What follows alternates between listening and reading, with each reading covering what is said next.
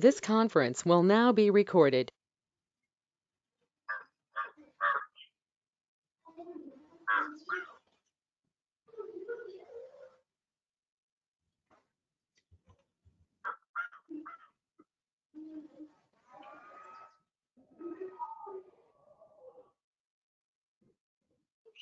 Can everyone see my screen?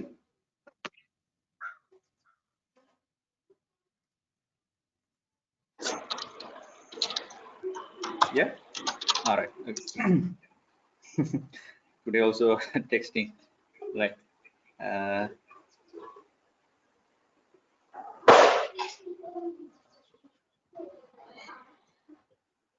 Iresha, are you there?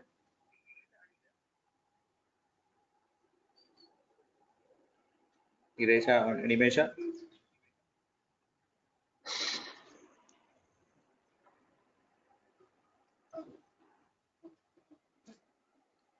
Okay. So good morning to everyone. So today what we are going to do is we are going to look at the Python coding, right? So the objective here is to write the Python code.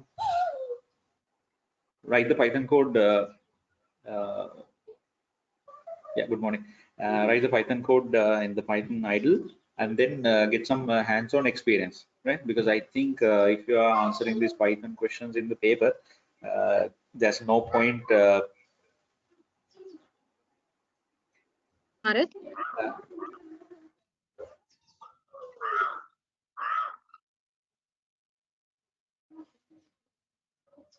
Right. So there's no point writing the Python code without actually running it, right? So today's idea is to convert these pseudocodes and flowchart, some of the things that we did, into the Python code, and then get some hands-on experience, and then tomorrow, the final day, we can do some questions from the paper, right? So if you practice the code only, it will be easy. I think, like not just writing the code, right? You need to get this hands-on experience, right? So as much as possible, you write these codes and try correcting the errors and debugging and doing dry run, right?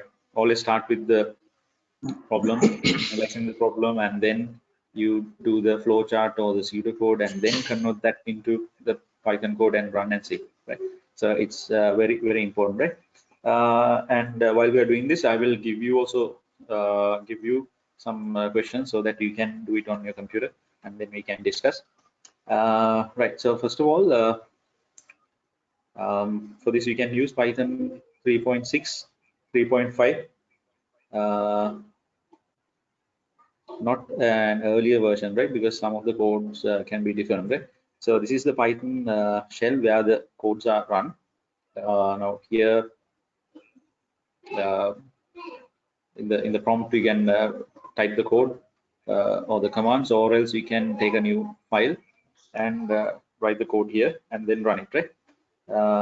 Okay, so first of all, we'll look at some of the basics, some of the guidelines for Python before we move to the actual programs, right? Right.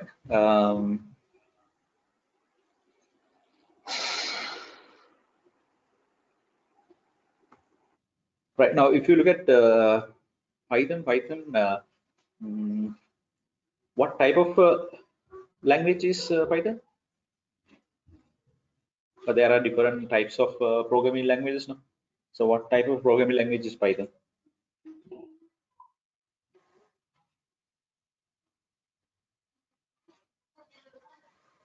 Yes, high level object-oriented programming language, right?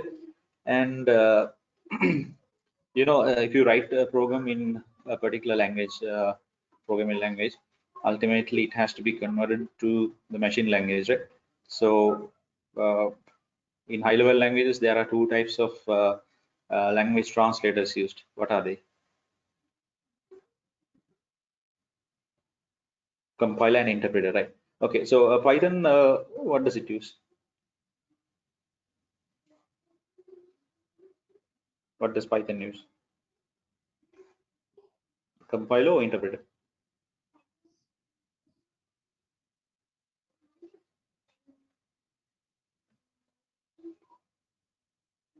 It's okay. Just go ahead. Just say, tell you answer. Right? Yeah, it's using interpreter. Right? So what's the main difference between the compile and the interpreter?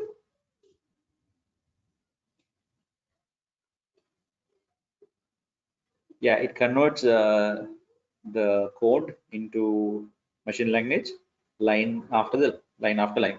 So when an error occurs, it will stop the program and it will let us debug, right? Whereas the compiler converts the whole code into the machine code, and then it will list down all the errors at once, right? So that's why here we don't have an option called compile, but we have the run, right? Okay, and now Python, although we don't really need to specify the type of data in Python, it allows us to use different few types of data. For example, integer, then string, then float, then boolean. Now, what are integers?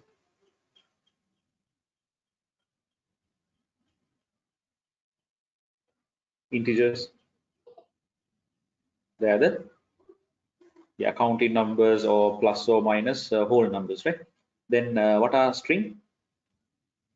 String, text, characters. Character in the sense not a single character, it's a collection of characters, right? Sequence of characters.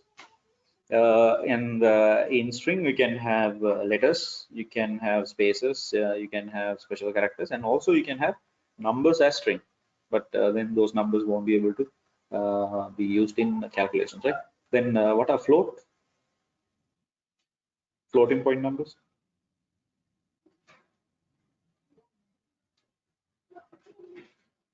Numbers with decimal part, fractional part, or we call them real numbers, right? For example, 16.76, right?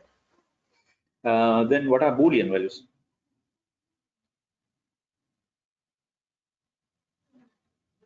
True, false, yeah.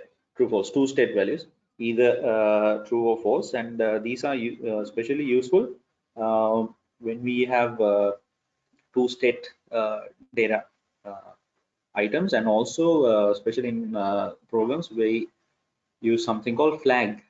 Flag is a Boolean value where we can change the state depending on the program, depending on the situation. We can change the state. We can use it as a switch.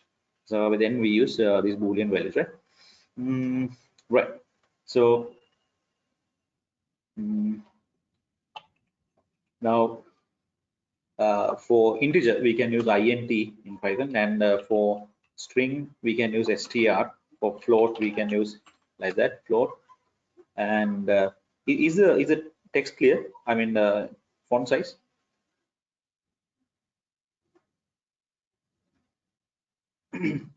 It's readable, right? Okay, and then for Boolean we use bool, right? Okay, then Python has some built-in functions that we mostly use. Some regularly used functions. One function is len function. Now, if it is a function, you need to have brackets, right? And look at the tooltip there. You need to have brackets. So len function. What does the len function do? Len function is for length. Yeah, it gives the length of a string, length of an array, right? Right. Then you have the famous print function. It displays something on the screen, right? Something on the screen. Then you have the type function, which displays the type of data that we are using, right? For example, if you use the type function, it will give whether it is integer or float or string, like that, right? Then we have the int function that is used to convert a string into an integer, right? Or else we can use the float function to convert it into a floating point value or real number. Then we have input function that is to get something from the user, from the keyboard, An input function has a prompt as well, like here you can say enter a number, right? And when you're taking that number, if you want to convert it into an integer, you can put the whole thing into the integer function, int function, and then it gets converted into a number that can be used for calculations, right? Then you must have used the range function. Range function, what does it do? Range function. Where do you come across range?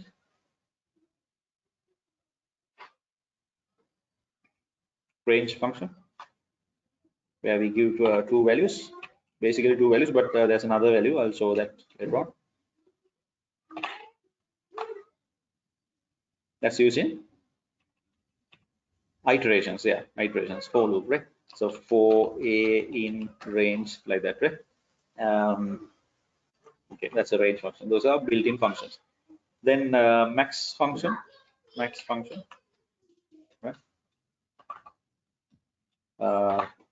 Giving the maximum value, right? Okay, then we use variables. What's the point of using variables? Why do you use variables? To assign values, yeah. So variables are actually containers, right? They're containers. Just a minute.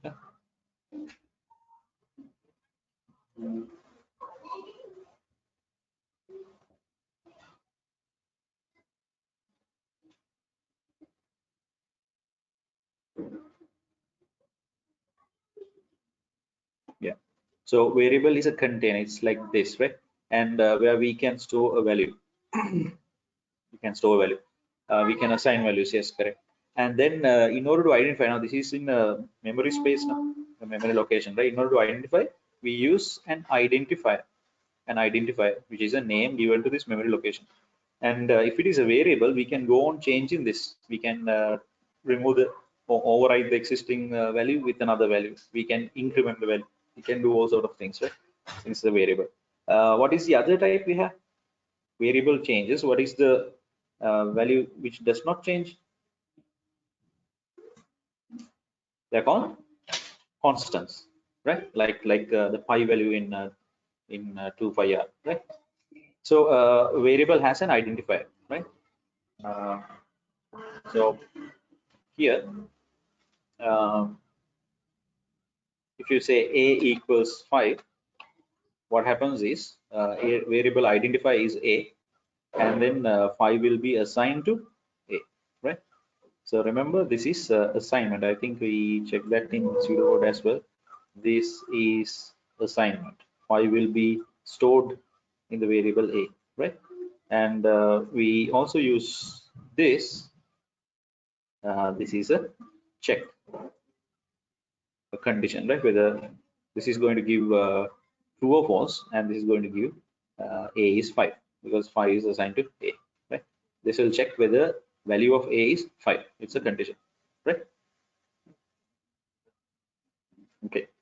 And then remember, when you're using variables, you have to use sensible variable names, right?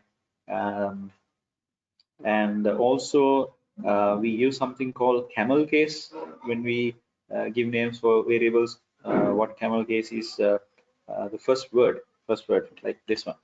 First word will be all simple, and then the next word onwards, the first letter will be capital, like this, right? Without spaces, or without dashes or anything, right? So this is a quite a good standard way of using variables. So stick to one method. Here also, it's important that you learn this, because then it will be useful in the future, right? Otherwise, you will have different forms of naming, and when there's no convention, it will be difficult for everyone, right? So this is called camel case, right? Um,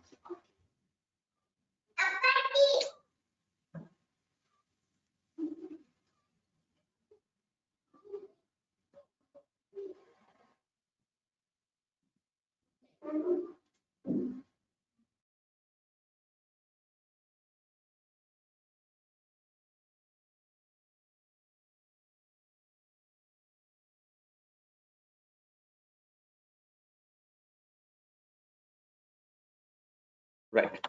Okay, so it's called Camel Case because it's just like the camel, right? Right. So simple, first letter capital, right? All simple. Right? If there's another word, my string, let's say first or something, F will be capital. Okay, right. Then okay, now you can do operations like this, like 5 plus 1. Now what happens is these two will be added together and then assigned to the variable, right? So while performing a calculation, we are assigning the result to that, right? Okay, so I think you have heard about lists, right? In Python, we have data structures, uh, which are called lists, tuples, and then the dictionaries. So basically, today we are going to look at only lists, and tomorrow we'll look at tuples and dictionaries, right? So what exactly is a list?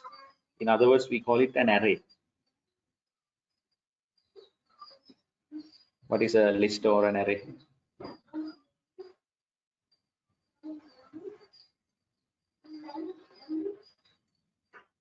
A collection of data. Yeah. Mm, yeah. So it's a set of values, collection of data, um, and in the array we have one identifier. We have a single identifier but multiple values, like my array.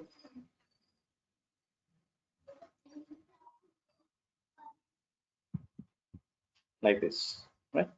So we have one identifier.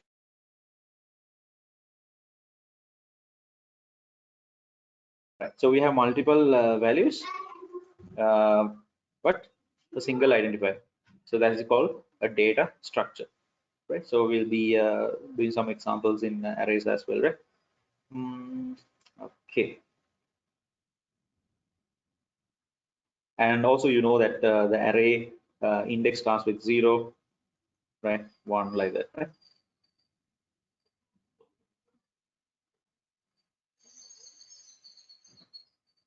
Okay. If we are looking at a bit of array operations,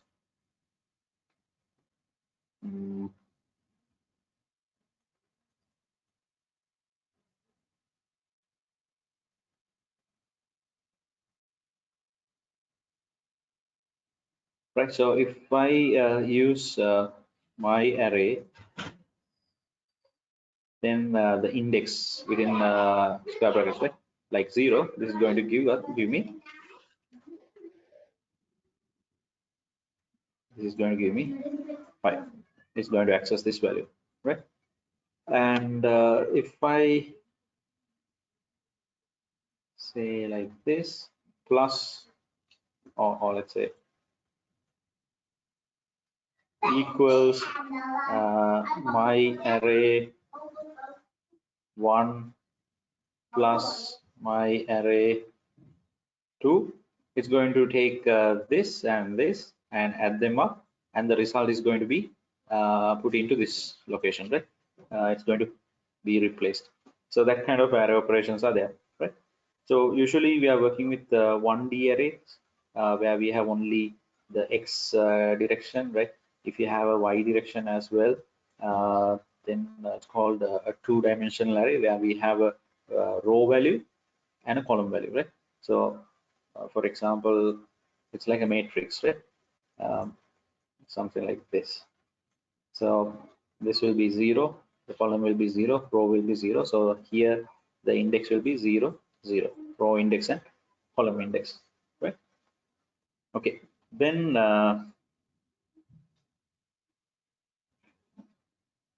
okay, then we have selection. Now you remember we looked at the sequence, selection, and repetition, right? So selection. Now selection, we use if command. You can see that they're color coded. They automatically change the color. So if after that, its Python is totally based on indentation. So we don't use these curly brackets or semicolon and things like that. So remember to indent properly. And sometimes I have seen even in questions they purposely remove the indentation and give the answer. And sometimes the answer will be the one with the correct indentation. So you have to be very watchful there, right? So if a greater than 5 comes followed by a colon, that's how it goes, right? You can see now after the colon, automatically it gets indented, right? So if you're not sure where to be indented, just take the mouse pointer after the colon and then press enter, right? So if a is greater than 5, then we can print something. For example, let's say just print something, right? Okay, then comes the else part. Else part should come right under the if statement there. So else, and then comes another colon, and then you do something else, right? So in other languages, you know, we have a semicolon in each line. Here we don't need that. So they know the start and end of the if using the indentation, right? There's no end if or anything, right? In VB, of course, we need to put the end if. Right, then if there's another condition to be checked, a nested if condition, we would be using a join of else and if called elif, right? But remember, after elif, since it's as a condition, it's another if statement, there should be another condition if greater than say 2, right? So if you're using elif, you need to have a condition after that, right? So most of the common mistakes are due to syntax errors. That is, what exactly is a syntax error? What are these syntax errors? There are different types of errors. One is syntax error. So what exactly is a syntax error? Grammar, unknown operations, unknown operations.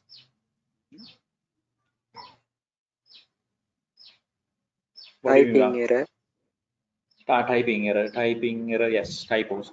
Well, basically, it is an error caused by not following the rules of the programming language, right? For example, if you miss the indentation, that's against the rule, right? Because Python is based on indentation. If you miss this colon, that is a syntax error, right? Uh, so that is basically we are not following the grammar of the language. Just like if it is English, we are not using grammar. We just say what we want, right? So then it's going to be wrong. So those are syntax errors. Then we also have logical errors. We also have runtime errors, right? Um, different types of errors are there, right? Okay, so that is a nested if, right? So if elif, and the next will be else, right? So if this condition is true, you do this. If else if this condition is true, you do this, and else you do something else, right? And I told you that day, if you're having a nested if, you need to check the largest value first and then go down to the small value, right? Because if you put the smallest value here, uh, uh, you won't be able to look at the smallest value like specifically, right? For example, if you put greater than 25, even 75 is greater than 25. So you won't be able to specifically look at 75. Therefore, you have to start with the largest value, right? Okay. Then repetition. If you take repetition, there are two repetition or loops that you can use in Python. What are the two? We can use the for and the while, right? Now, if you use the for loop, for, it's something like a in range. So that's the syntax, right? Range 1, comma 10, right? Colon. Again, that's the indentation, right? If you print the value of a, right? So there's no n for anything, right? That's in pseudocode. and then to run you press F5. Okay, you can save it.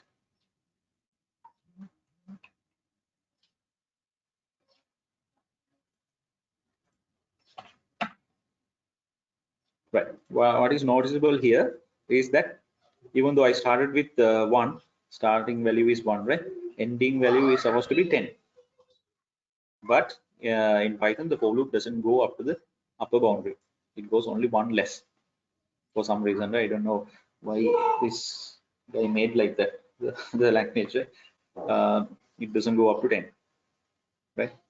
So if you want to print 10, you need to make it 11. So it goes from 1 to 1 less. Right? Okay, so keep that in mind in the for loop. That issue is there. Let me show another example.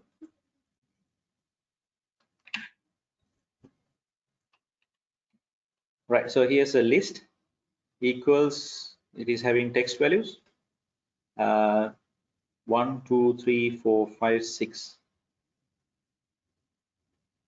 Right, and what's going to happen for next in my list, for next in my list, print next. Right, that means it is going to go through each value one by one through the list, and it is going to print each value for next in my list. Right,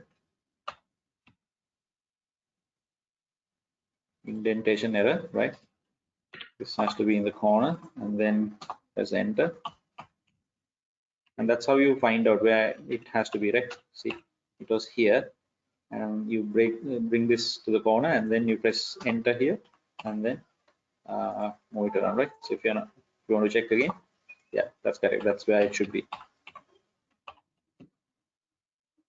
There you go. Right, right, now you can see next is highlighted, so it's a keyword just like these. It's a reserved word. Right, so if you're using a set of values, you can use something like this for index in range. Right, so starting with 0, right, so you have to put 0 2. Okay, let's use len command, len my list. Can you see it's used camel case?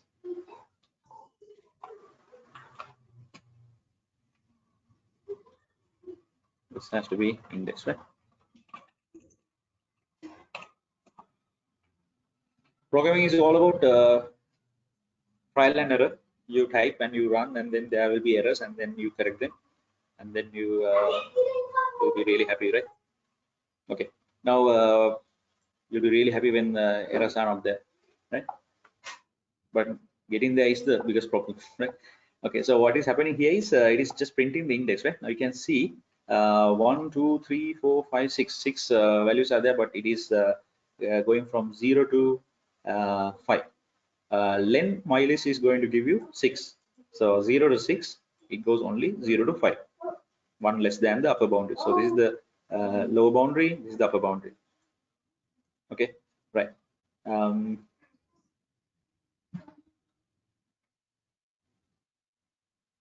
So let's put 1 there. Okay, now it's going to go for 0, 1, 2, 3, 4, 5. Actually, we don't need the 6th one because starts with 0. Therefore, this is not a problem, right? This is not a problem. We need actually to go up to 5 because this is the 0th element, first, second, third, fourth, fifth, right? But I want to print the animal, so it is not index I should print. I should print my list, then the square brackets, and then you put the index inside. Okay, right, so if you want the index also to be printed, you can put index, and then we do something called concatenation.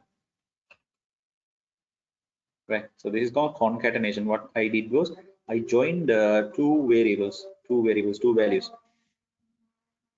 two values together in the same print command.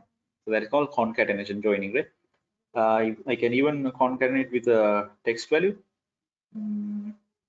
Let's put a dot also,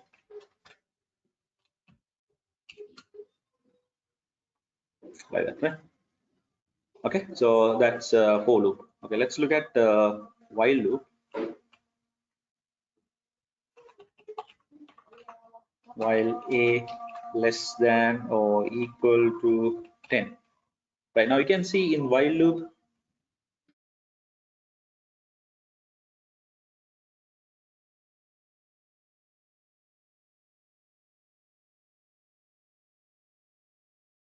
right? So you can see that while loop, this is, this is the upper boundary, but there's no lower boundary in this while loop. No, but in for loop, of course, you started with that value.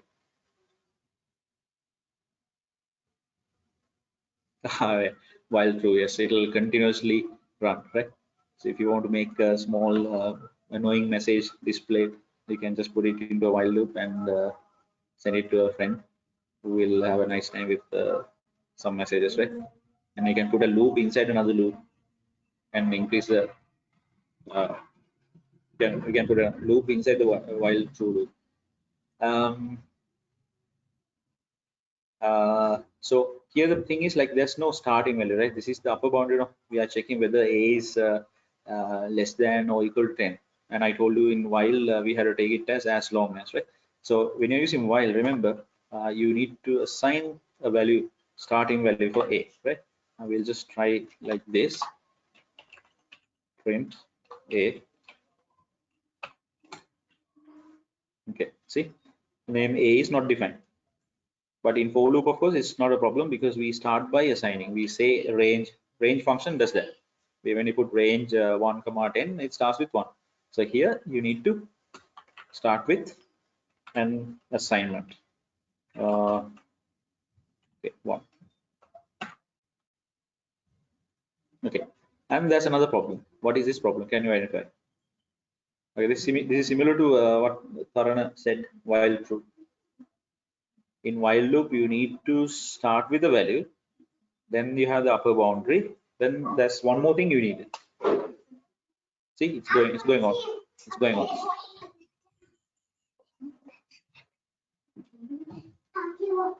Can anyone tell? Yes.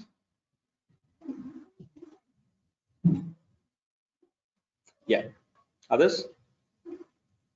It's going on, it's going on, it's going on, because it never reaches this condition. That's the problem, right? It starts with 1 and it is printing 1. It is printing 1, right? Every time a will be 1 and 1 will be less than or equal to 10. Every time that condition is satisfied. So therefore, every time it goes on printing 1, right? So what we need is an increment. So a equals a plus 1. So in the next loop, it will be 2. In the next loop, it will be 3. And at one point, it will be 10. 10 is less than or equal to 10. So it will print 10. And then when it becomes 11, it will exit the loop. Right? There you go. Got it? Right. We can also put it in a short form.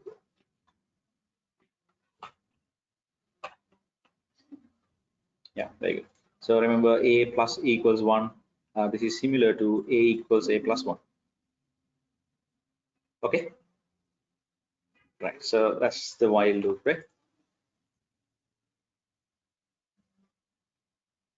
Okay, then comes file handling, right? Have you guys done file handling? File handling, text file handling, that is writing to text files, reading from text files. Kind of, but not a lot of experience. What about others? No. Others?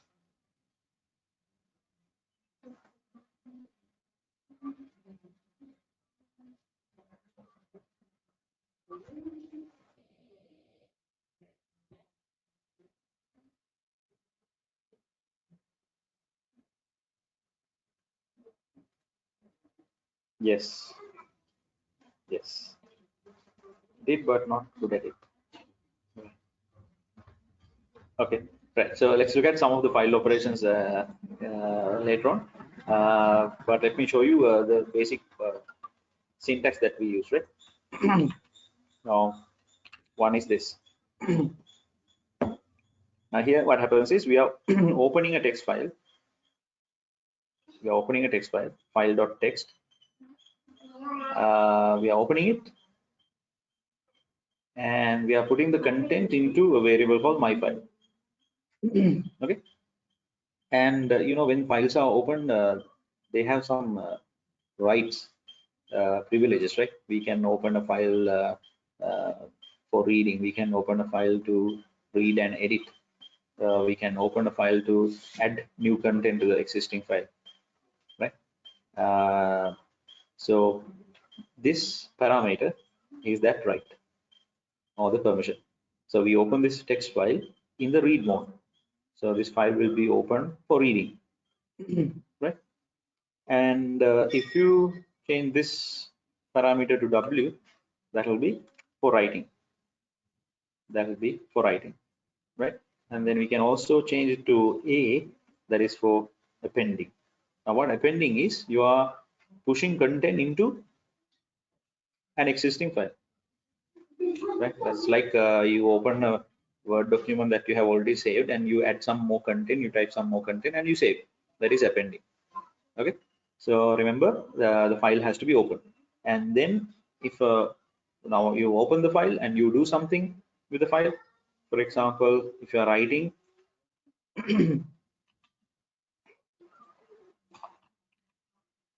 remember the permission has to be set, right?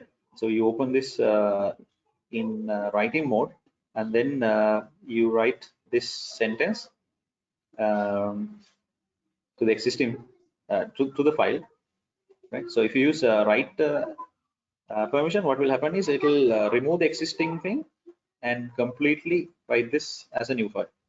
It won't append, right? That's the difference between writing and appending. Writing will replace the existing content and write new stuff, and appending will push content to existing file. Right. So once you do the operation, so you open the file in a particular mode or a permission state, and then you do an operation, and remember after that you need to close the file. That's very important, right? You need to close the file. Sometimes if you don't close, not sometimes actually, every time if you don't close, it won't, it will give an error message. Actually, you will notice the content is not really going into the file. So my file dot close function is used. Okay, so you open the file, you do some operation, and then you close. Then what other operations you can do? You can either read, use it for reading. You can either use it for writing. You can either use it for appending. Okay, right. So let's look at some of the examples, right? Okay, if you use this particular function,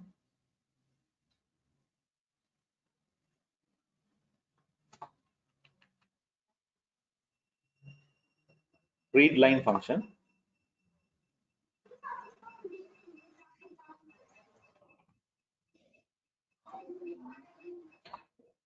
this has to be read, right? Okay, if you use the read line function, what happens is first the file will be added to this particular variable, and then we take the whole content and we read line by line. So each line will be stored in this particular variable. Now you can easily put this into a loop, right? You can easily put this into a loop. Then what you can do is you can go on reading each line line by line and do an operation, right? If you use this variable, whatever you do will affect the whole content. If you use a read line function, it will affect only a particular line, right? If you want to control the line, you can use a loop and go to the exact line and change, right?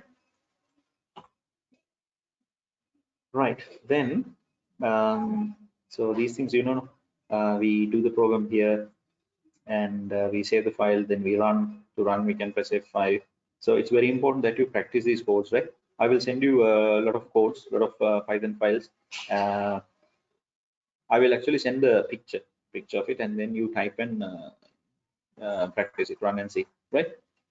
Right, and then yes, indentation is important, right? Okay, and then you notice that earlier I used something like this. What is that? What is that for?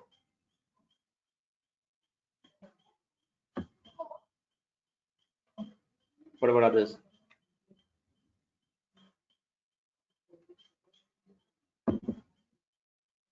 Is this \n?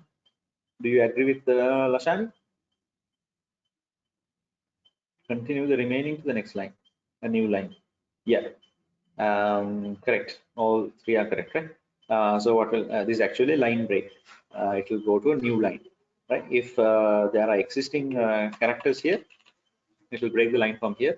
If there are no characters or string, it will just move to the next line. So this is used a lot, right? You will come across that in many cases, right? Okay, then right, and I think you know about operator precedence, right? Operator precedence, when you have a calculation to be done, which type of mathematical operator is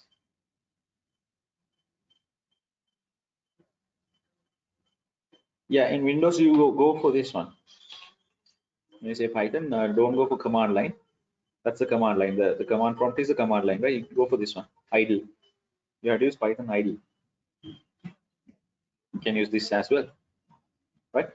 You just like once you install Python, you press Windows key and then type Python, and then go for Python idle, right? Right. So not BODMAS, precedence. It's called operator precedence. Yeah, in maths we call it BODMAS, and here the operator precedence is like this. That's the priority level. The priority level given for different types of mathematical operators, right? So it's first the parenthesis,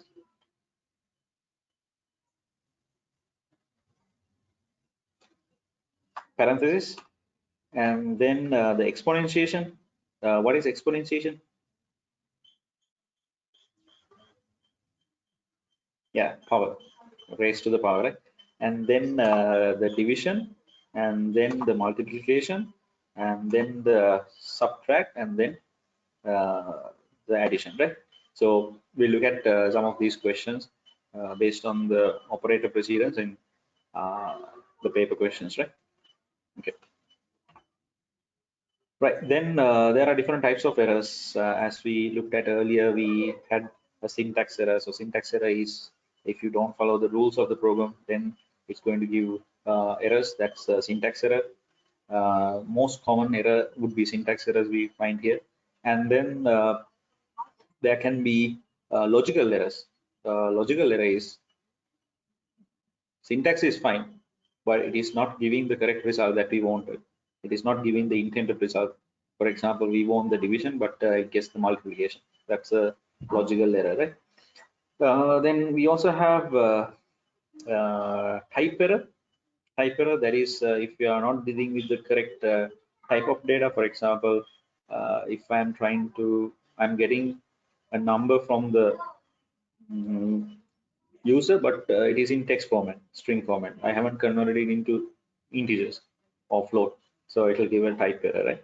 Then you also have runtime errors. Runtime errors occur when the program is running. That can be due to program trying to access a variable which is not defined. You notice now it was saying a was not defined. That's a runtime error, right? It cannot continue the program because uh, there's no variable allocated, defined. Then name error. Right? These are different types of errors that we come across. Right? Name error. That is usually because the variable is like misspelled. This is also another common error. Uh, you have defined the variable in a particular name, and then you have, when you are using it, you are doing a spelling mistake. That's a name error, right? Then also we have a type of error called zero division error. This happens when a value is divided by 0. So normally we don't do that, right? So in that case, it'll give some weird results.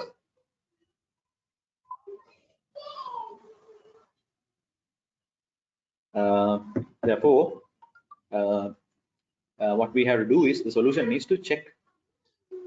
Solution is to check.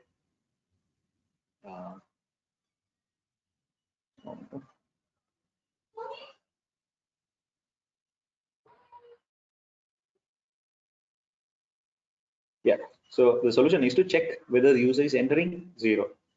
Otherwise, if you're accepting a number from the user and if he enters 0, it can cause zero division error, right? So what we need to do is when he enters the number, we have to check whether he's entering 0 or positive value or a negative value, right? Then we also have keyboard interrupt. That of course you can do it purposely when the program is running. Now earlier you saw the while loop was continuing, and then problem is how are you going to stop it? Easiest way is to close the program, right? But without doing that, you can just press control what? Keyboard interrupt.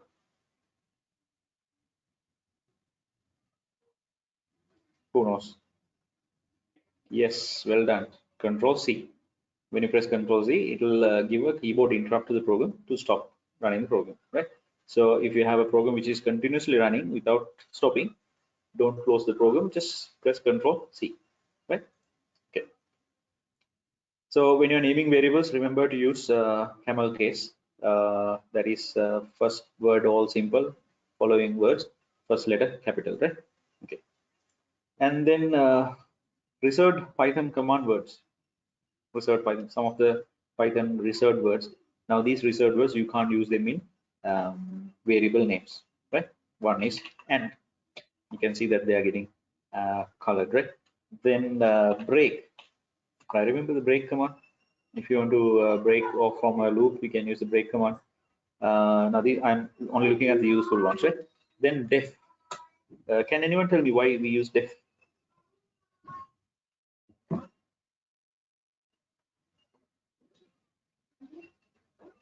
Brilliant. Define a function. Function or a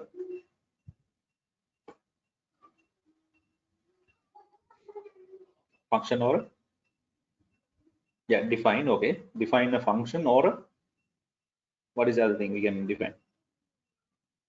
What goes with function? Function or a Lashani? No. Function or a function comes under subprograms, right? So what is the other subprogram? Function and no. Function and procedure. Function and procedure, right? So we'll be looking at functions and procedure, right? Have you done functions and procedures or functions?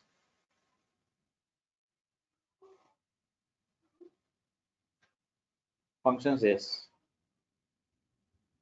Lucian, Nimsara, have you done functions? No. Okay, right. So we'll be doing functions and procedures as well, right? So functions and procedures are actually sub-programs, small programs inside the main program. Body programs. Main program actually body programs functions or procedures. What can sub-programs, but sub-programs can differ as functions or procedures. The difference is functions will always return a value, procedure not. Okay, so we'll look at that later on, right?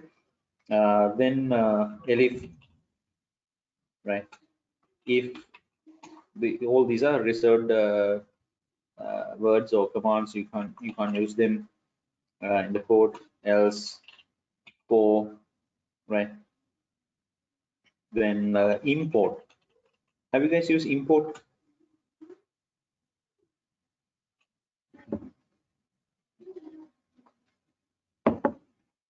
No, right? So import is used to insert libraries, because like in any program, apart from the main key functions, what they have done is they have included so many other library files that have different functions defined, right? Because we can't do that in the main program. We can't define what how a particular function is going to behave here. We need to use the function, otherwise our code will be really long, right? Now, for example, all these functions or keywords, reserved words are explained in the general program, because these are mostly used when you write a program.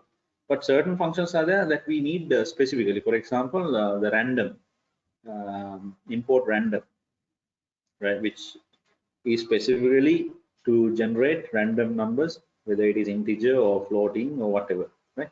So in that case, what we do is we have to first import that library file into this main program, and then only we can use the commands in that particular file, right? So it's a way of, you know, arranging these functions, organizing these functions.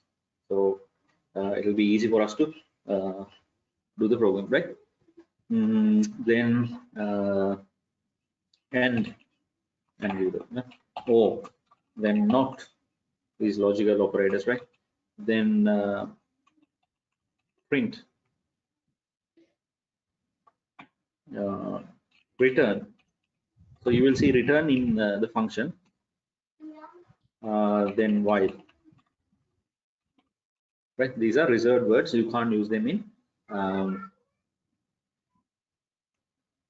variable names. Okay, right? Then you have mathematical operators,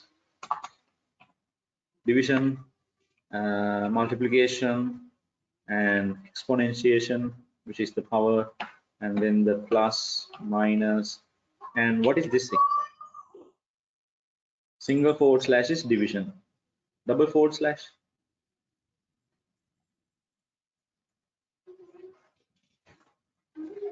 integer division. What is integer division?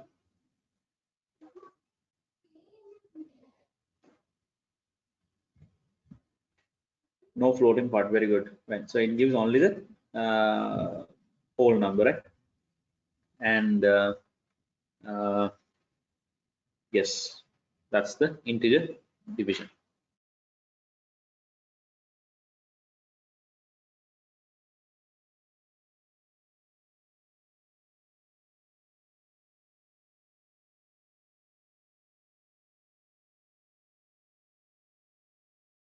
Right. And then what is this thing?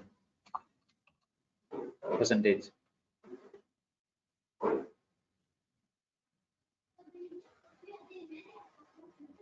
Modulus, right? What is modulus? The remainder of a division, right? Remainder of a division. Right. Then we have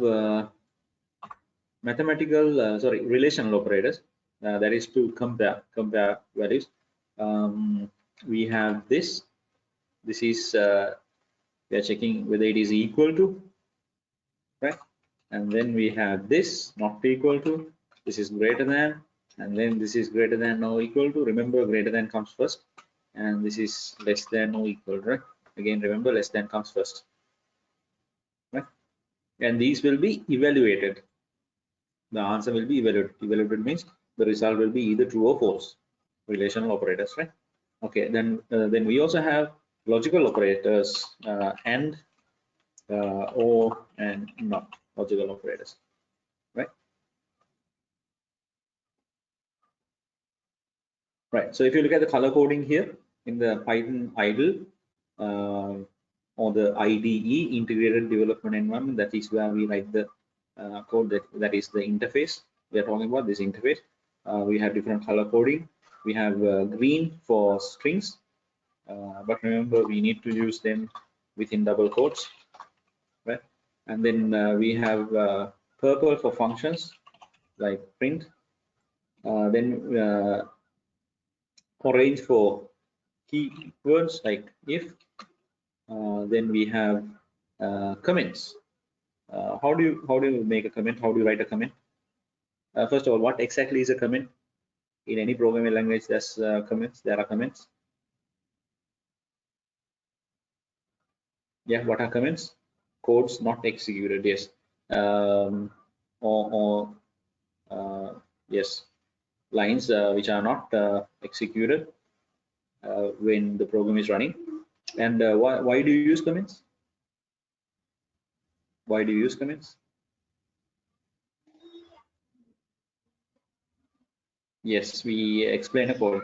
We explain a code.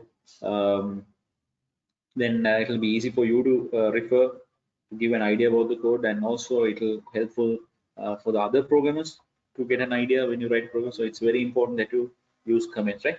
Okay, so for commenting, we use the hashtag, but hashtag is used only for a single line comment, right? So what do you do for multiple lines? How do you comment multiple lines?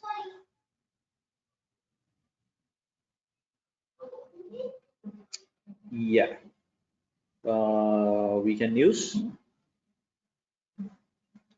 triple double quotes.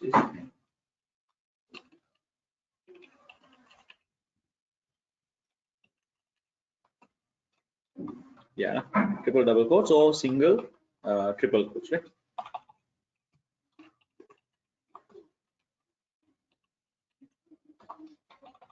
Right. Single triple quotes, or even as Karna says, even double quotes, triple double quotes, right? Okay, so that's multi-line comment, right? Okay, so red will be comments, and rest of the lines will be black. The program code will be black. Other variables and data will be black, right? Okay, so I was telling you about the modules or the libraries that we can bring. One such library is the math module, which allows you to use constant values like pi value, right? You can use some specific math functions like square root, for example. It goes like this, right? So this square root function comes from the math library. So first of all, we need to import math, right? Okay, and also another module that we use is the random. Um,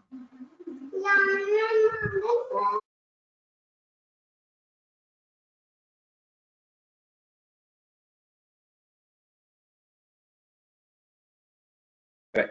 So, for example, this. Right. So here.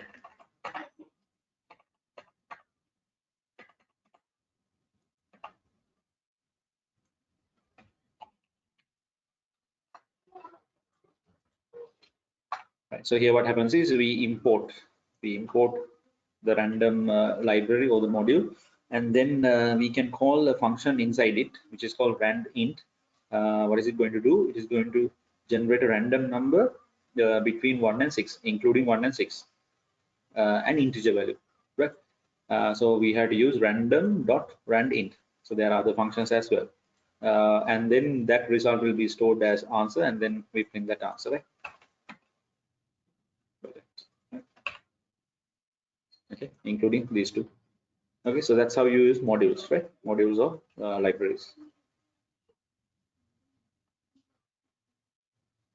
Right, then let us look at some of the terminologies that we use when doing the program, and also in pseudocode and flowchart. Um, these things we did earlier also. Some of them, algorithm, some of the key terms, right? So algorithm is a sequence of steps, step-by-step solution for a given problem, right? Because most of them in these questions they will ask the meaning of these as well before they move to the pseudocode, flowchart, and the program, right? Then flowchart is a graphical representation that use shapes to show how the values pass from one to another. And then pseudocode is a uh,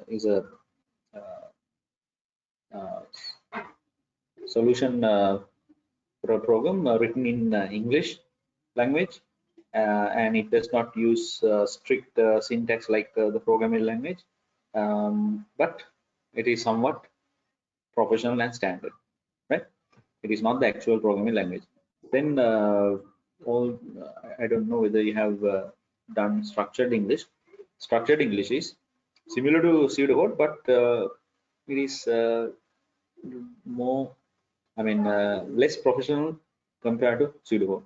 That means that's where you can use your own words, right? Read like that. Read, enter like that. Okay. Similar to pseudocode, structured English is another way of using the algorithm, right? Then you have the program code, which is what we are doing right now. Then we have different data types: Boolean, float, integer, string, variables. Right. When it comes to variables, there are two types of variables. What are they?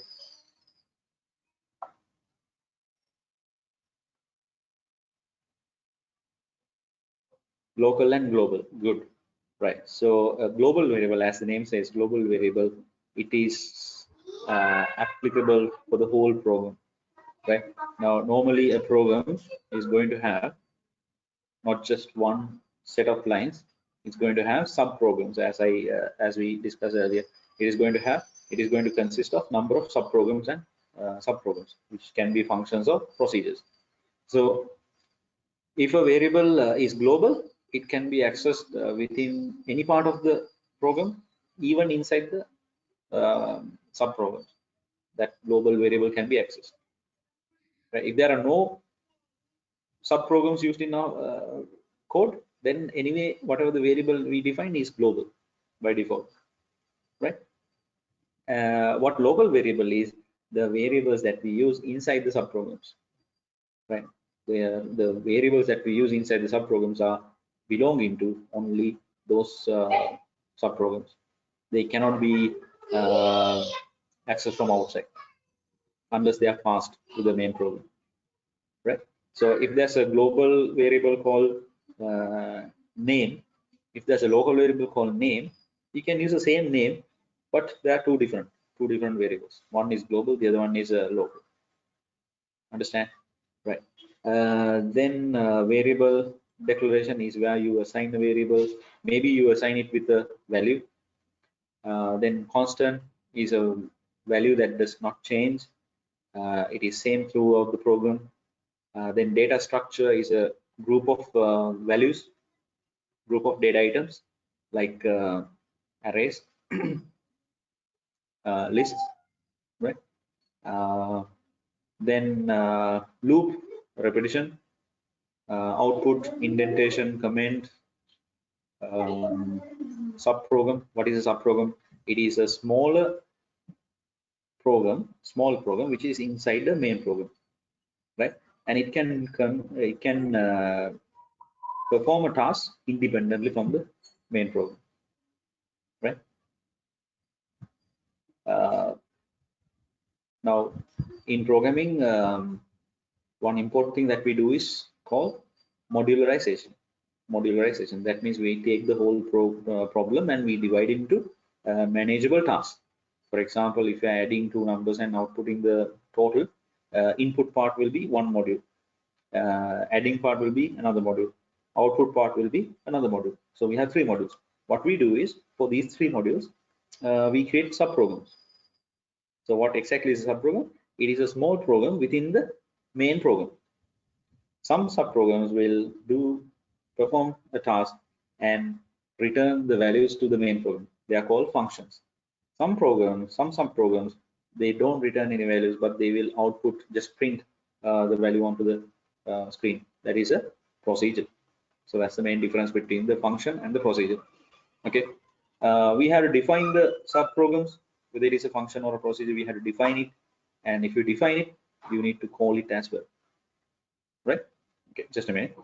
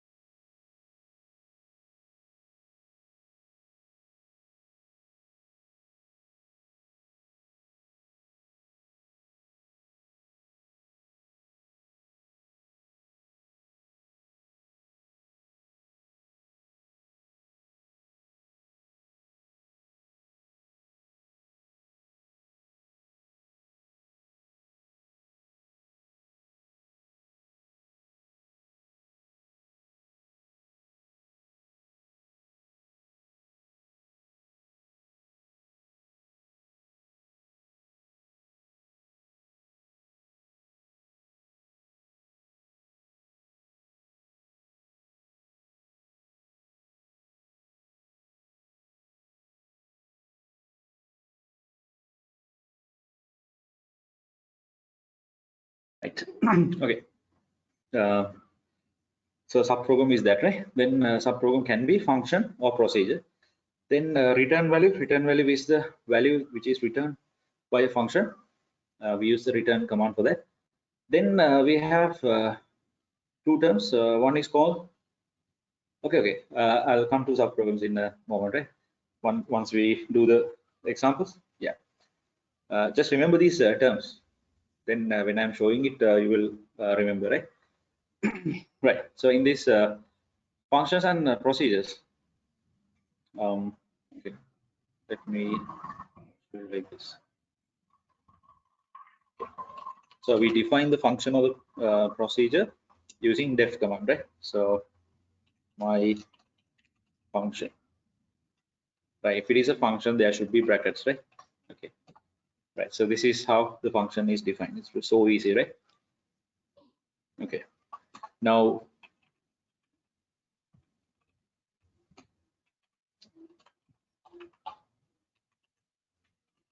if this is a procedure, what we are looking at is subprograms.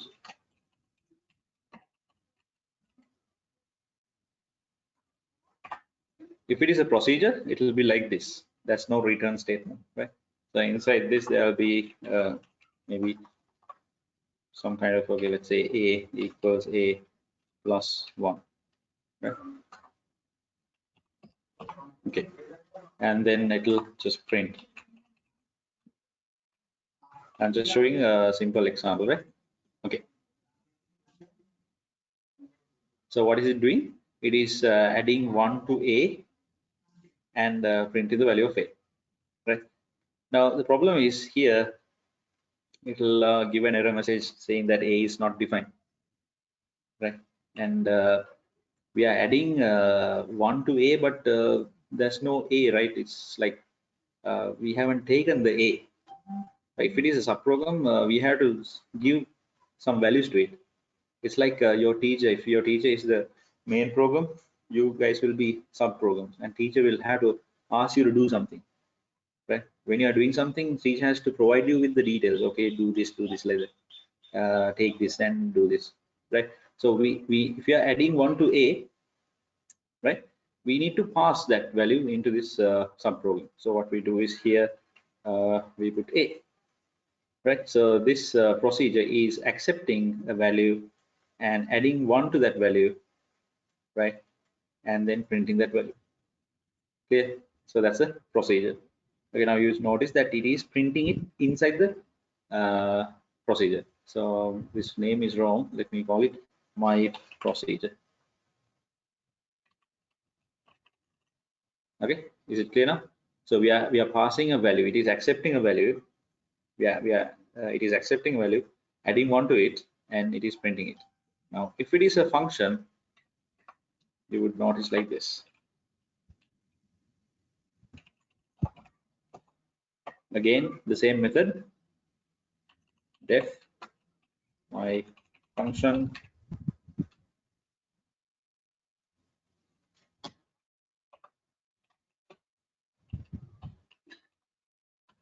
right. This time there's no print command. What is it going to do? It is going to return a. Okay, again the problem is the function is not accepting any values, right? So a has to be there.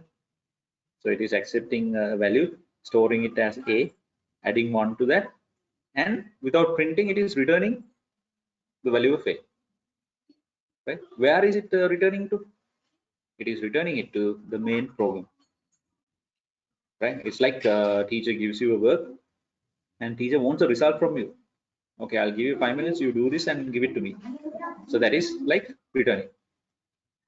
If teacher says like, okay, you do this and you put it on notice board or something, then it is like a procedure.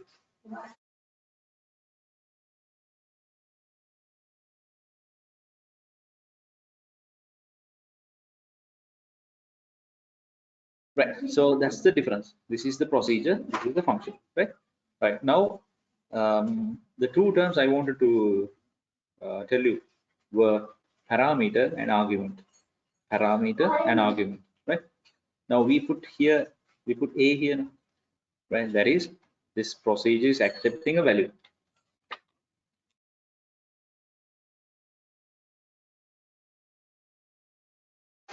It is accepting a value. Okay. Here again, it is accepting a value. Okay. When you're defining the function or the procedure, if it is accepting any values, these values are called parameters, right? Right. So how many parameters are there in the procedure? One. How many parameters are there in this function? One. Clear? Okay. Right. Now just defining the function is not enough. No? Just defining the function is not enough. Now if you are the function or the procedure, teacher will have to call you, right?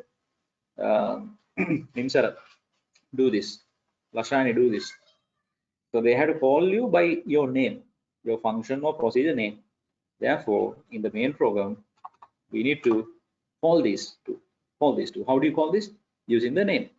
My procedure. You call it. For the moment, I'm just putting the brackets, right? Okay, I'm calling the function as well.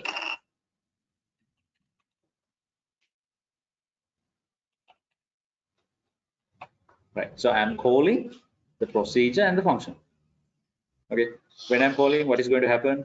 The procedure is going to be executed, and it is going to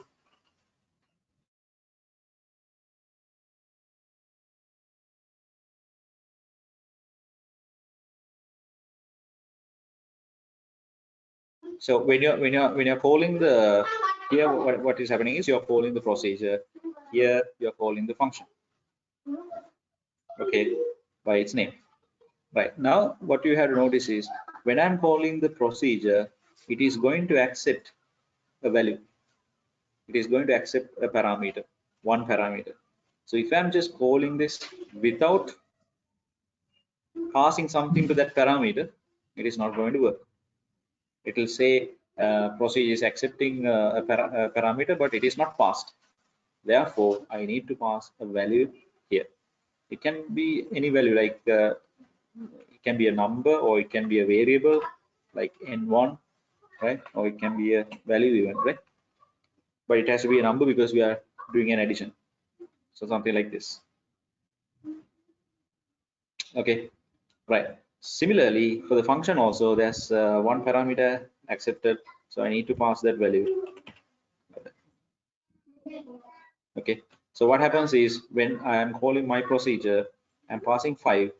5 will be taken by this a, right? This variable a, and 1 will be added to a, and the result will be printed here in the procedure. If I'm calling the function, what happens is 25 will be passed to this a.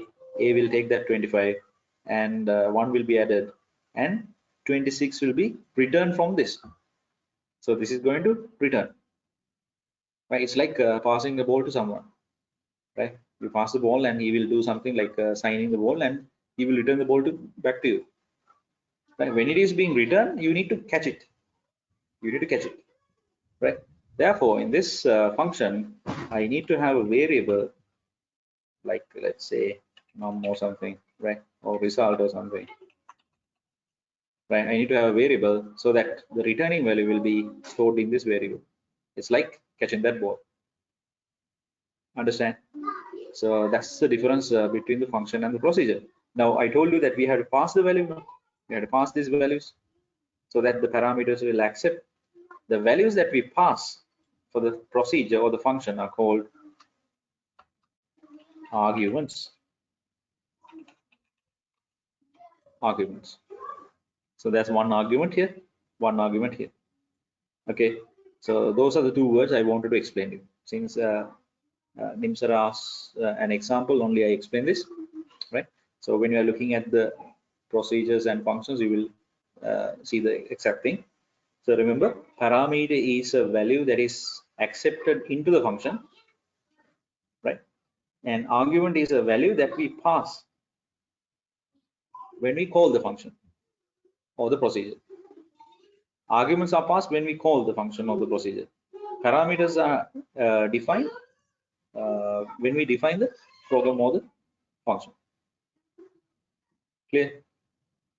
Right. So here, remember, we had to use a variable because this function is returning a value, so we stored it in a variable called result. Now what we can do is we can print the value of result. Okay. Or else you will also notice something like this. Inside the print command, you can call the function. You can call the function inside the print command itself. Right? That is also fine. Because what happens is this function will pass the argument 25 and then it will return the result. When it is returning, the print command will print. Here what happened was we store it in a variable and we printed the variable. Okay. Now I can concatenate this with the text like this, with a string. Result is like that. So now what happens is result is printed as well as the returning value of this function. Okay. Right. Okay. Then precedence is okay. Integer division is okay. Modulus is okay. Relational operators. Logical errors. Runtime errors. Thank you so much. Yeah. Hope you got it right. Runtime errors. Syntax error. Right. Then we looked at trace table. Trace table was a method that we used to test errors in the program. We used it in the pseudocode. We also noticed that we can use it after writing the program, right?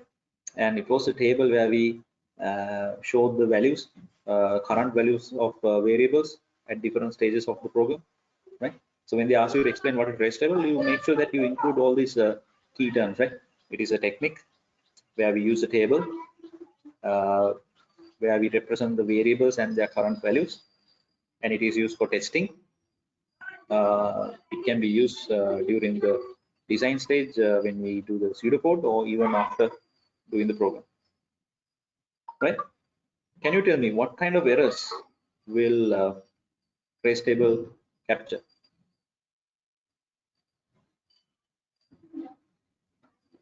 Is it runtime, syntax, or logical?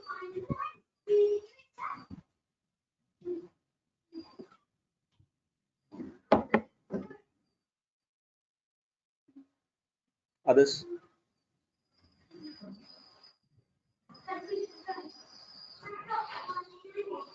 Others? Is it logical or runtime or syntax? Trace table can be used to identify. Names are not really runtime. It's logical, because runtime is when we run the program, right? Here what we do is we have a table and we just put the values and see. We are not running the program there, so it's not runtime. It's not syntax also because we haven't written the program. It is logical errors. But we can just check whether it is doing what we need. Are we getting the correct value with correct result, right? Okay. Then another term you should know is called a breakpoint. A breakpoint is a place in the code where you ask the program to stop, right? This can be used to investigate the values of variables so that we can find the errors, right? So if we put a breakpoint, the program will stop there, and then we can check whether we are getting the necessary result up to that point. So that is a way of testing the code, and these breakpoints are provided by the interface or the IDE, integrated development environment, right? Then bug is another name for an error, and if you correct the errors, we call it debugging. And then when you're doing a test, after the implementation, you can't just do it as you want. You need to come up with a test plan, right? A test plan is where we design test cases. Test cases means what we are going to test. We design what we are going to test. Are we going to test the input? Are we going to test the process, the addition, or the calculation. Likewise, we define what we are going to test in the test plan. It's a list of tests. Then we implement the test plan. How do you implement? With the test data. You know that there's a set of employees called testers, software testers. Right? What their job is to test the program. They just put whatever the values they want, they think, and then they check whether it is behaving properly. If not, they will record all these errors, and then they will be passed to the program. Program will correct it. Okay. So after the test plan comes the test data. Okay. So test data involves sample data that we insert into the program to see whether it is giving what we intended. Right? And when we are giving test data, we enter different types of test data. We give valid test data. That means the data that is accepted.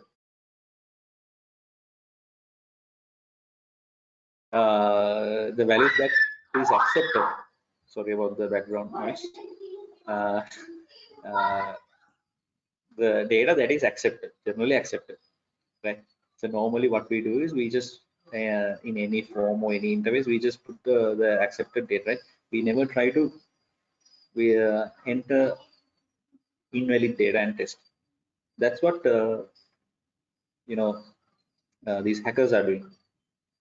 What they're trying is they're trying to break the software. They try different variations of data, but we are so good that we don't try that. We just think, okay, this is the accepted value, then we enter that, right? But software testers are not like that. Their job is to break the software, right? So that we can remove any vulnerability, right? So we test it with valid data, acceptable data.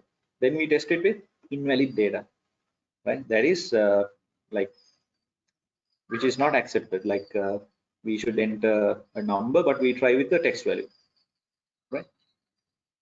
Then it should be rejected. It should provide the proper error messages, right? Then we try with extreme data. What extreme data are? The boundaries. If there's a range, we try the boundaries. We try the limits. Right? We try the limits in the normal range. Like if we are accepting 0 and 100, we try 0. We try 100. Right? And we try the boundaries. We try below 0 and more than 100. Right? That's extreme test cases, test data. Okay, then there's a term called validation. Do you know what validation is?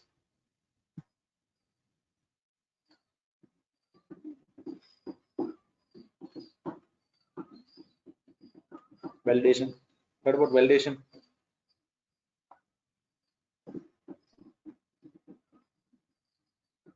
Checking if the codes are true.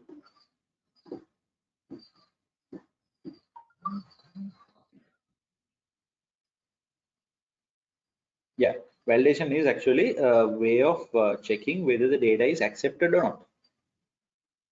Tarana, it should be improved, that answer, right? If codes are true in the sense like somewhat, yeah, that's fine, but because there are two types of checks. We have the bot 69 came the two types of checks, the validation and the verification, right? In both cases, yes, we try to find out errors and make sure that it works fine. Validation, what happens is we check whether the data is in the correct or appropriate format. It does not check the accuracy of the data. It checks whether it is in the form so that it can be accepted. And for example, if we ask a user to enter an age, we don't know whether he's entering the correct age or not. Right? He's 60 years old, but he enters 13. So we don't know whether that is correct or wrong. Only thing we can check is whether it's a number. So we are checking whether the data is accepted or not. We can't accept text. We can accept any number, right? And validation happens at the time of data entry, when the data are entered by the user at the time of data entry. Okay, there's another one called verification. Now, verification happens after data entry. That is where you go through the source documents and you try to check whether there are any problems in that, right? So validation happens at the time of data entry. So by giving this test data, what you are actually doing is validation, right? So keep in mind that validation only checks whether the data is appropriate, but not really whether it is correct. Okay. In that previous example where I told you, like, the guy is 60 years old, but he enters 13. We can check whether he entered the correct age by cross-checking. That is verification. We can verify. Hey, show me your birth certificate. Okay, then you check whether he signed the correct age. But at the time of entry, it is appropriate because he enters a number, but it may be incorrect, right?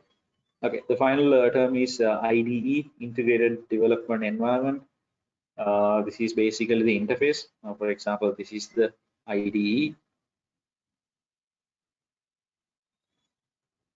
That is the tools and interface that we use to write the program, test it, and run it and everything, right? In Python, of course, the IDE is Python idle, which is this one. Okay, right. So that's about the introduction, right? Okay, let's move on to some codes. Okay, since it takes time to type, I will copy the code, run it, and then we'll discuss it. There can be errors when we run. There can be errors, so we'll get together and find out there and correct it, right?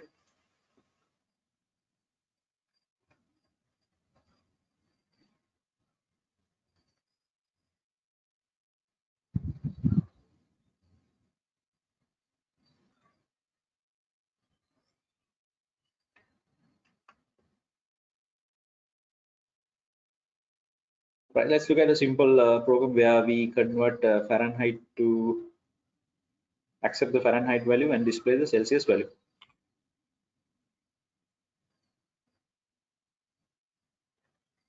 And we'll see how we convert a pseudocode into the actual program, right?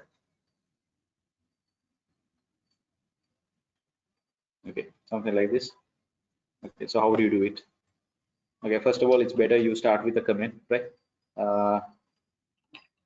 Input, since it takes long time to write Fahrenheit, I'll just write F, right? Input F and output C, right?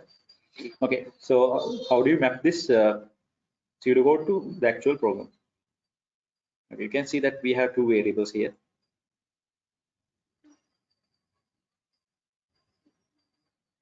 So F equals 0. This is called initializing, right? C equals 0. Okay. Then comes input F. We use input command, input function, input, enter the F value. It's not that I don't know the spellings. Now the spellings, I'm shortening. Right? Okay, right. So it's always better to have a small gap here so that it's more professional, right? You put a colon and then space, right? So this is the input command, right? But you know this has to be a numerical value, either float or integer. So what we do is after inputting here, we can put this into, let's take it as an integer, right? Int function, so that this will be converted into int, right? Then we need to store it. We are accepting the Fahrenheit value, so this will be F equals, right? So use enters the F value and we store it in F, right? Okay, then what should happen? Then we do the calculation. Now we can see that although the pseudocode is following this indentation, we cannot really use it here, because if you don't follow the correct indentation, And if you put it as we want, it's going to be a syntax error in Python, right? So we unfortunately we can't do that, right? Right. Then the operation. So I can't press tab here and do the operation. It will be a syntax error. So C equals F minus 32, then into 5/9, right? And after that, we print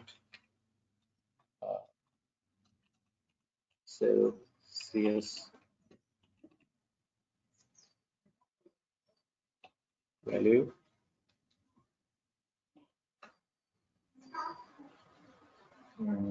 of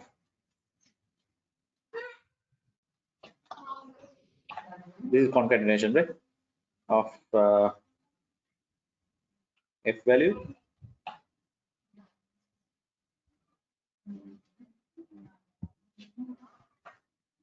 we put of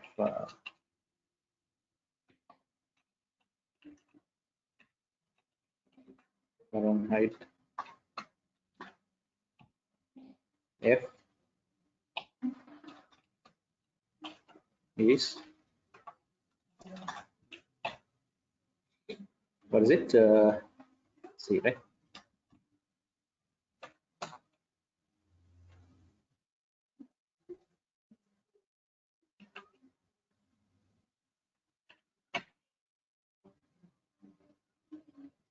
Um, 212. Okay. Celsius value of Fahrenheit 212 is 100. Correct? Right. So that's a simple program. That's showed how we map the pseudocode to the Python program, right? Now if I rotate there, unexpected indent. So that's why indentation is important, right? So in your exam paper, they might give a screenshot of this and similar answers, and they will ask which one is correct, right? Okay, then let's look at another one. Remember we did that input 3 numbers and output the larger value, right? So let's do that. N1 equals 1, N2 equals 5, N3 equals 9. I will give you some homework today, some programs. Okay. Then I think you remember the method, right? We check 2 first, right? If N1 greater than N2 colon, then we have to check N1 against N3. If N1 greater than N3, then we know N1 is the largest.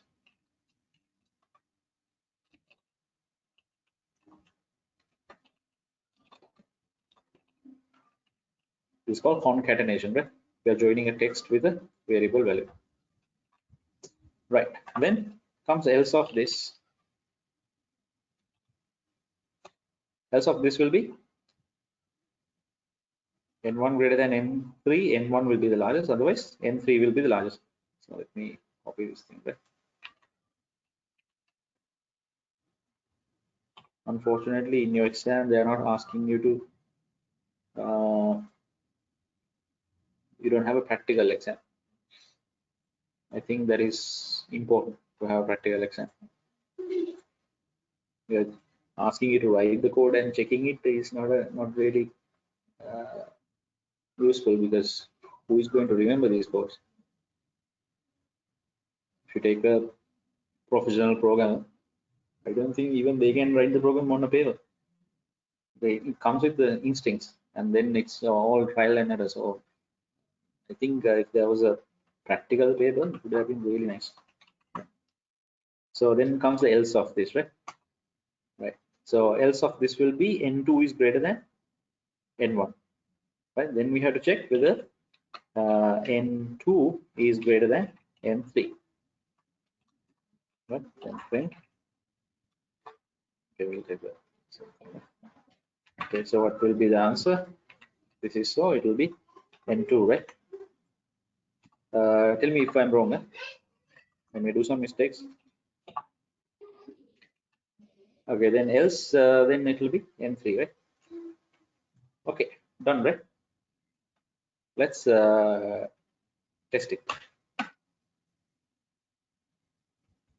Oh, nothing to test because it's already entered. Right, so N3 is the largest. That's correct, right? Okay, now let's make this the largest.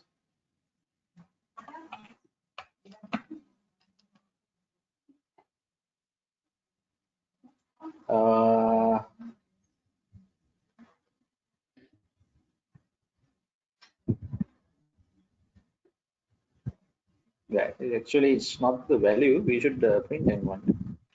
N1.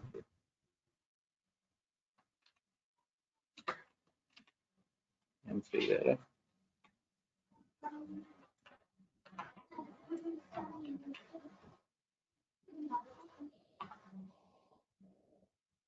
Then we know which is the number, right?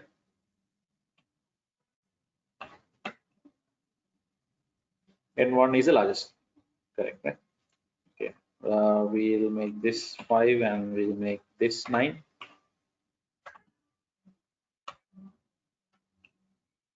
N2 is the largest. Correct, right? So that's how you check. You put all the possible numbers and you check, right? Okay. Now let's take loop. Let's take a loop. Okay? Print 1 to n numbers. Okay, we'll first print 1 to 10 numbers, right? Using both loops, for loop and while loop, right? So if it is for loop, for a in range, we want to print from 1 to, we put 11 because it goes only one less than the upper boundary. Print 8. Okay, 1 to 10. Okay, let's do the same thing using the while loop. While loop, you know, we have to start with the variable n equals, I'll take in 1. We have to assign a value, right? While n is less than or equal to 10, right? As long as n is less than or equal to 10, print n. Okay, what did I miss? Yes, okay, the increment, right? So n, this one, okay, 10 after this and then this, right? Okay, so that's the for loop and the while loop. Okay, now what if okay, now I'm going to comment this whole thing. What if user enters the upper boundary? So we are printing from 1 to that particular number the user enters it. So then we need to ask the user to enter number.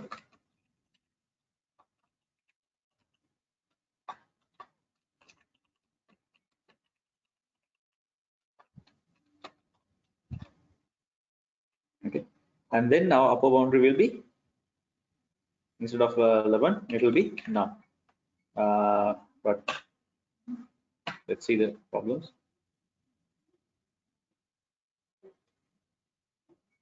Syntax, can you tell me the syntax error? What's the error here?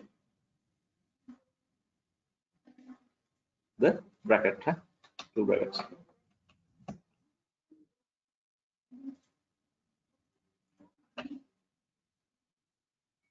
Okay, 20. Okay, you can see that it goes only up to 19, right? So which means I need to add 1 here.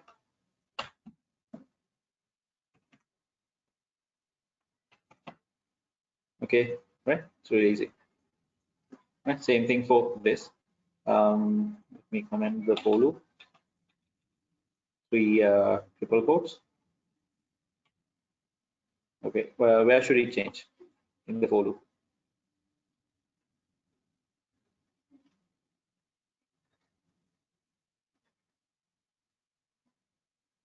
Where should it change? 10 should be replaced by num, right? Okay, right. Easy, right? Let's look at something else.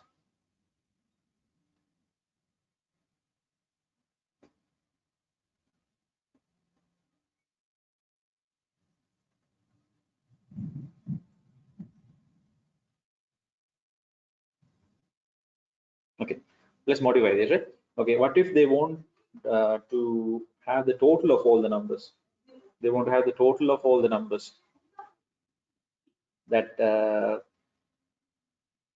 total of all the numbers from 1 to that particular number, right? Then what we can do is we can have a variable called sum. Okay, see, sum is a keyword, so let's use dot. And what we do is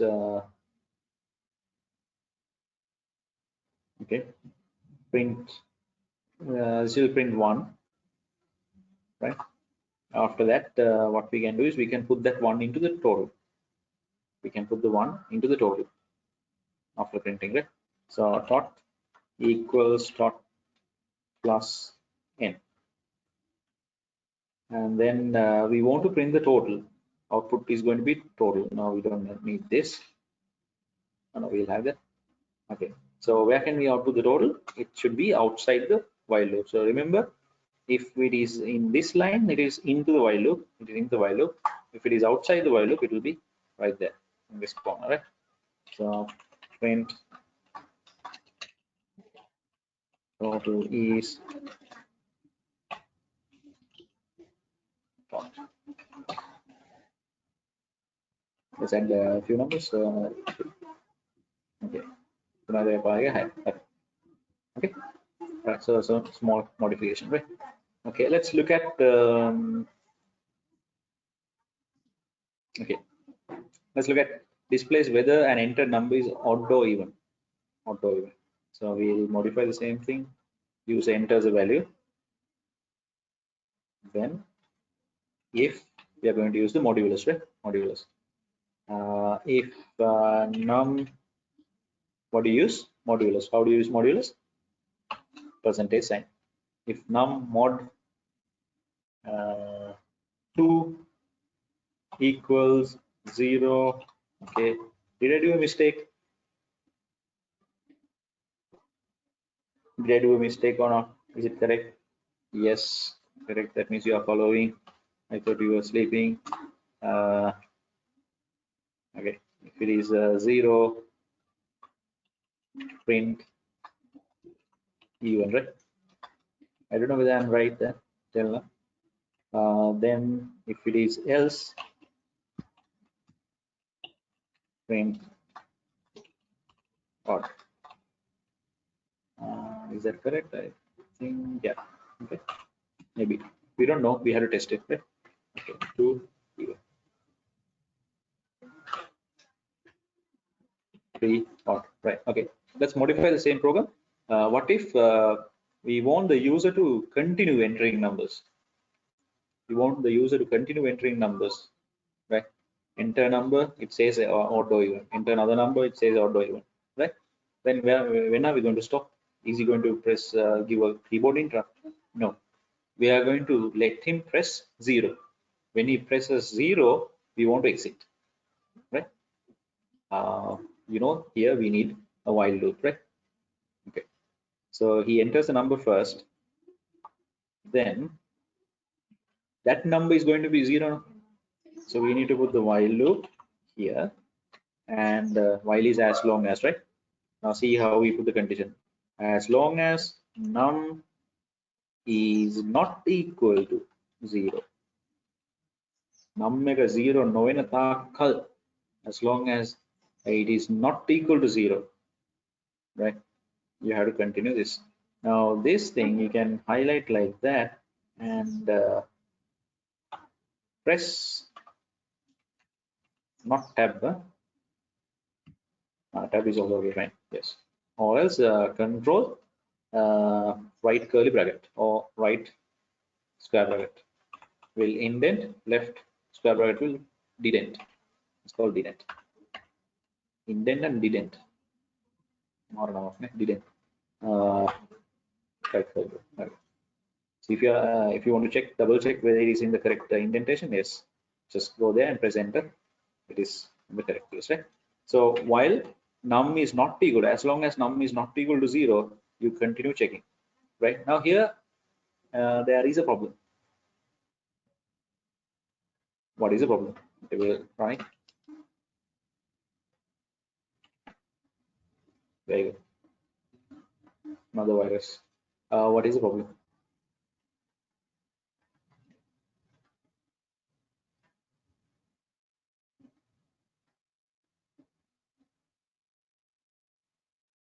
Can anyone tell the problem?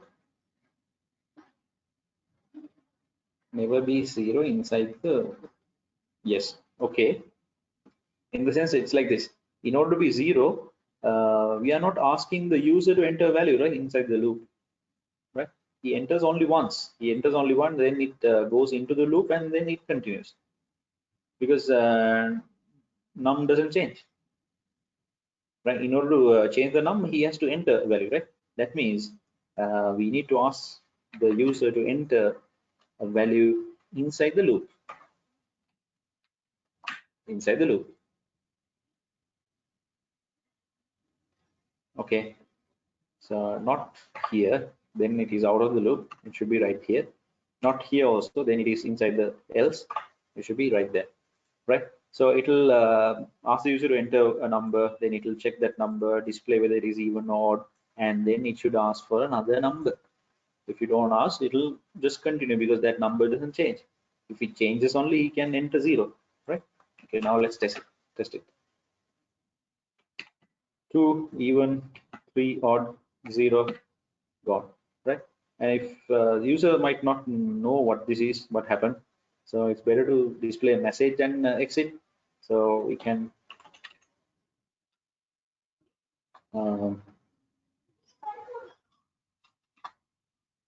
put a message there.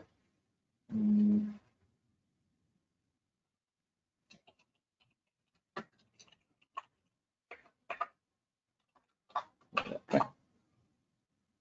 2, 3, 0, enter. Okay, so it's always better to display a message when he exits, right? Okay, right. Now let's look at an array.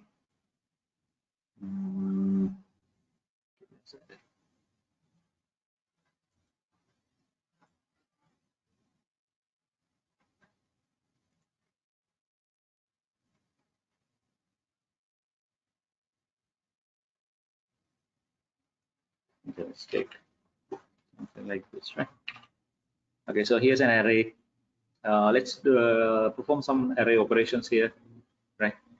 Simple array operation. Let's print the whole array.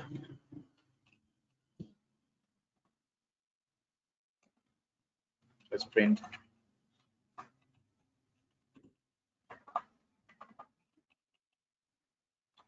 We haven't used a camel case there, right? Let's use camel case.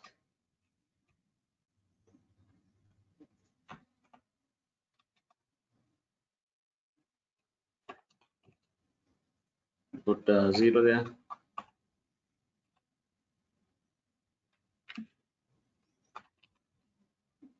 Let's put 4 there.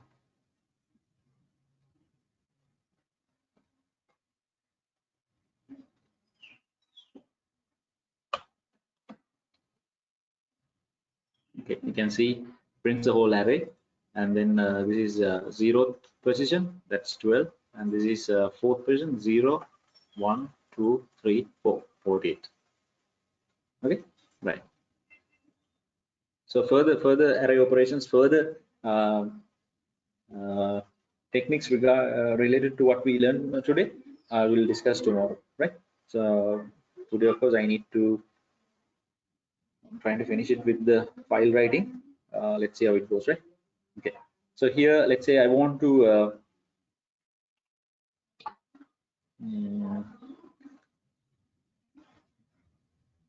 Okay, I want to display the total of all the values. Total of all the values. What can we do? We can use it. loop, right? For loop or a while loop, right? So let's try a while loop. While a, okay, we need to start with a equals 0 because index is going to be 0. This first value is going to be in the 0th position, right? So while a is less than or equal to len of my marks, okay, as long as value of a is less than or equal to total length. Total length is 1, 2, 3, 4, 5, 6, 7, 8, 9, 10. Okay. What do you have to do? We need another variable, right? Total equals 0. Right? So we need to total this, right? So total equals total plus my marks. My marks what? My marks? Tell me. My marks? What do you put inside this? A. Good. My marks A. My marks A means the index. At first it will be 0. 0 means number 12. Next loop it will be 1. 1 means 85. Okay. Right. So you access that value and put it to total. So you have to put it as total equals total plus my marks, right? Okay. So once it is over, okay. One more thing. Don't forget the increment. A has to be incremented. And once the loop is over, we need to print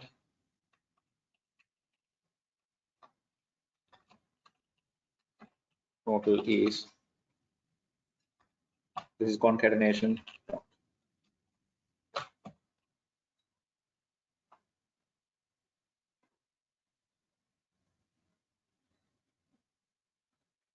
Index out of range. Okay.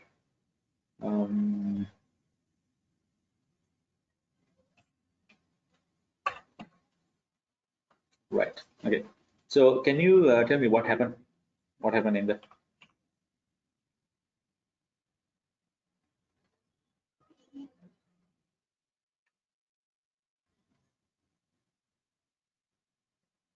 What happened in the? When I run like this, it gave an error. It says list index out of range.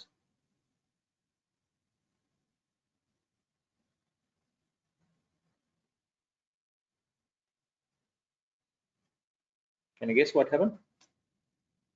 Okay, I'll tell you, right? Okay. So here the thing is this. It goes less than or equal to my marks now. So here we have 10 values, right? So at one point, this will be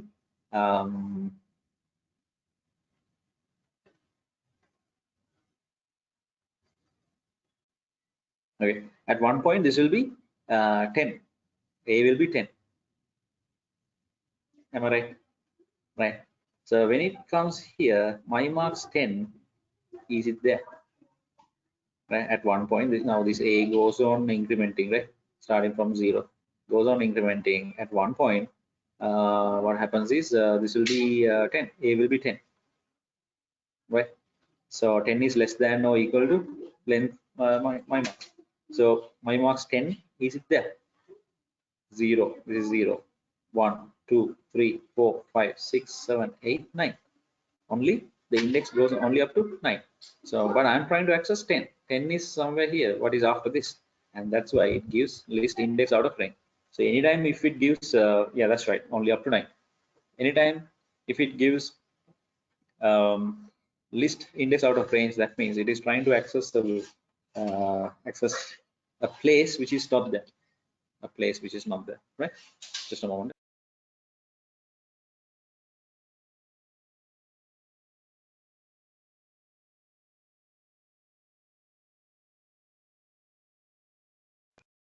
Right. So when I put -1, what happens is it goes only up to 9. So then my marks 9. My marks 9 is this, right? Okay. When it becomes 10, it exits. Or else I can do this also, no? I can do this as well, because when this is 10 and when we have put less than, it goes only up to 9. It doesn't go up to 10, right? So either you remove the equal sign or you put -1 there.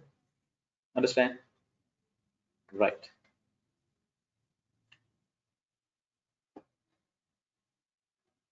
Shall we do a quick file write and stop it for the day?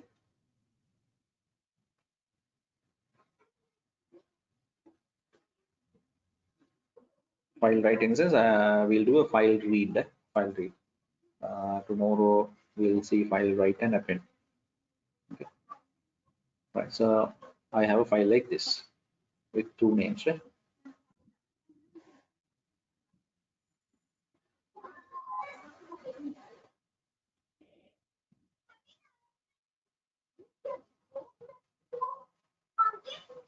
Right. So what I'm going to do is I'm going to ask the user to enter a name and check whether that name is there in the file. Okay. Right. So this is how we do it. I can just copy the code and show you, but let me type it so that you will understand what happens in that, right? Okay. So let me put S name. S name is search name, right? Search name input.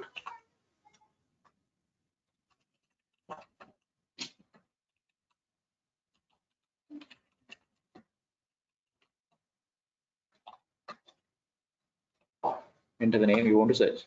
Okay. Okay. Then what should we do? We should now. It's important that you comment here, right?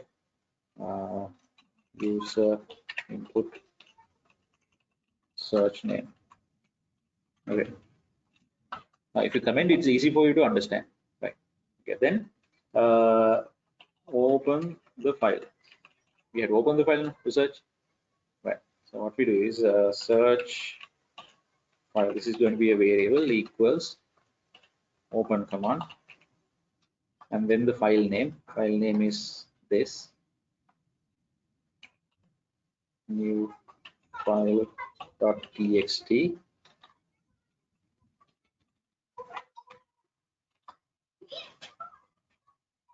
And after that, we had to put the mode that we opened, right? We are opening it in read mode.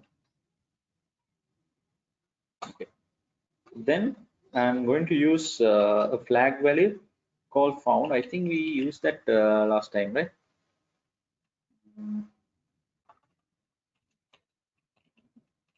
Flag value. Because once we find the name, we want to exit. Once we find the name, we want to exit. Right? So we are going to use a flag value. So I'm going to show the flag value, use of flag value also here, right? So I'm going to name it as found equals false. False.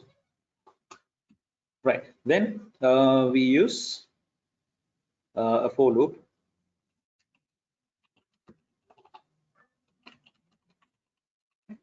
Check each line.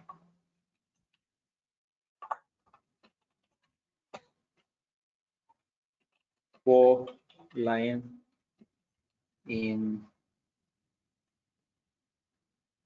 this search file, because now the whole content is in this variable.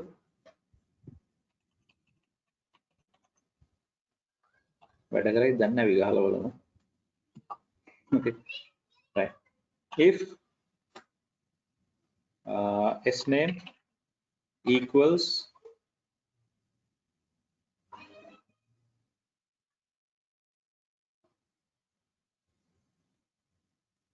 no, we better do this. If s name in line, right? Can s name make a line no? We are going to use the flag. We're going to set the flag to found equals true.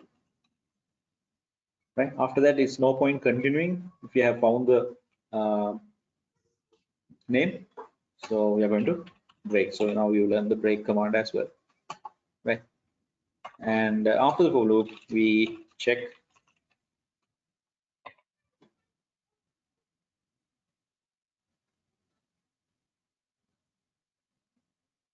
okay. What do we check? If found equals true,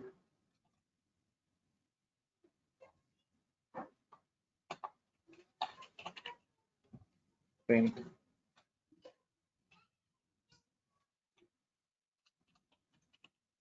found, else print. Okay. Right. Then I told you one important thing is once you open the file, you need to close the file, right?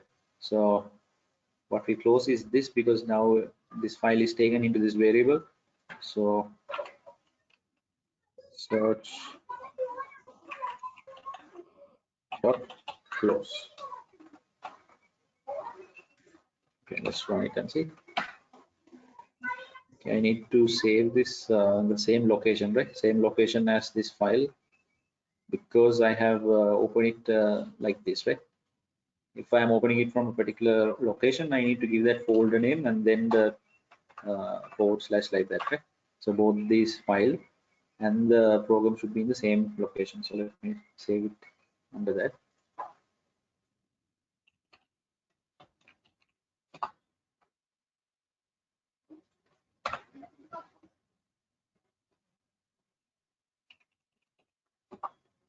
Yes.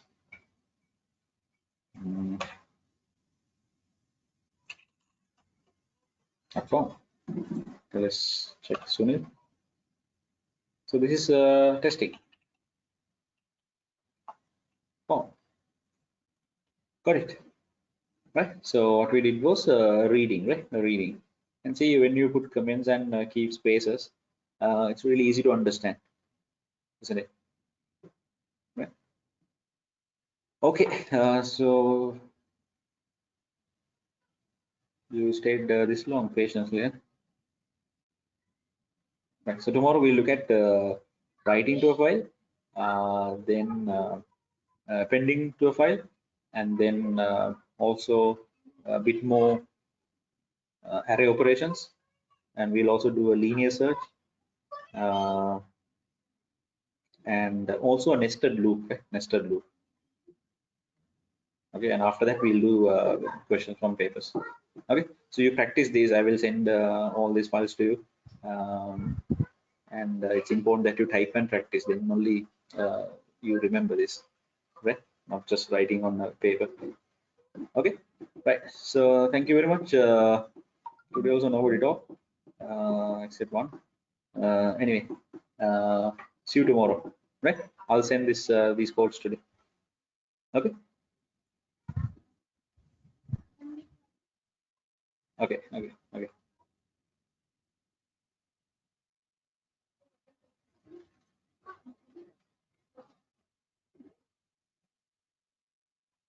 Okay. Bye. Bye.